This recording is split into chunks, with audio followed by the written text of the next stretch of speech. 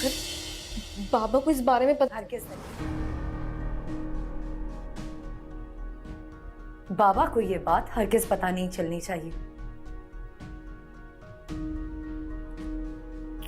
क्यों ना मैं नहीं नहीं, वो क्या कर सकता है भला? वो भी तो हमारे जैसा ही है, ना कोई असर रसूख, ना कोई पहुंच।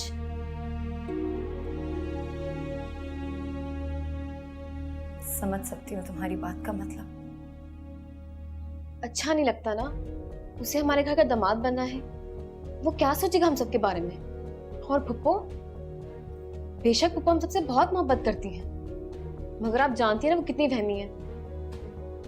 अगर आज सामने उनसे जिक्र कर दिया तो मैं तो सारी जिंदगी परसाई के सबूत ही देते रह जाऊंगी, अपनी भी और अपनी बहनों की भी। अंबर, तो फिर क्या किया जाए? किससे मदद लूं मैं? क्योंकि मैं अरबाज की जुर्रत से डर गई हूँ। बच्चों, मेरा ख्याल है कि जब आप ऑफिस ज्वाइन कर लें तो शावेज साहब से जिक्र कीजिएगा इस बारे में। पागल हो गई हो तुम? बच्चों, वो लोग पैसे वाले हैं, पहुंच वाले हैं, हमसे ज्यादा अकल रखते हैं वो। और हम इस वक्त बहुत परेशान हैं। परेशानी कोई फैसला नहीं लेने देती, ना ही कोई बात समझने देती है। लेकिन उनसे कहना भी मुनासिब नहीं लगता। पहले वो बच्चे वाला मामला और फिर मेरा अरेस्ट हो जाना। लेकिन उन्होंने कितने तरीके से इस मसले का हल निकाल लिया था। वो तो सब ठीक है, लेकिन मेरा सर तो शर्म से झुक गया। दिल चाहता है कि डूब के मर जाऊं।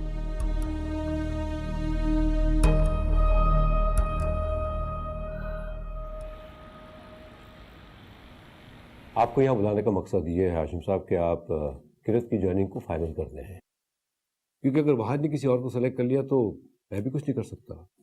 और आप तो जानते हैं कि इस पोजीशन के लिए हमें कैंडिडेट की फौरन ज़रूरत है। जी जी, वैसे वो बाकायदा तौर पर तो कल से आने का कह रही थी, लेकिन आज भी आएगी थोड़ी देर के लिए, बल्कि आने वाली होगी, रास्ते में ही होगी। बहुत अच्छी बात है। वैसे कॉम्पिटेंट लोगों के लिए जॉब्स की कमी नहीं होती, और हमें भी अपने ऑफिस के लिए ऐसे ही लोग चाहिए जो कॉम्पिटेंट और पंक्चुअल हो। सर, ये सारी खुसूसियात मेरी बेटी में हैं माशाल्लाह। गुड, क्योंकि वहाद इस मामले में बहुत स्ट्रिक्ट है। उसे गैर जिम्मेदार और देर से आने वाले लोग बिल्कुल पसंद नहीं है। जी जी, मैं जानता हूँ। ठीक है, thank you very much. Thank you sir.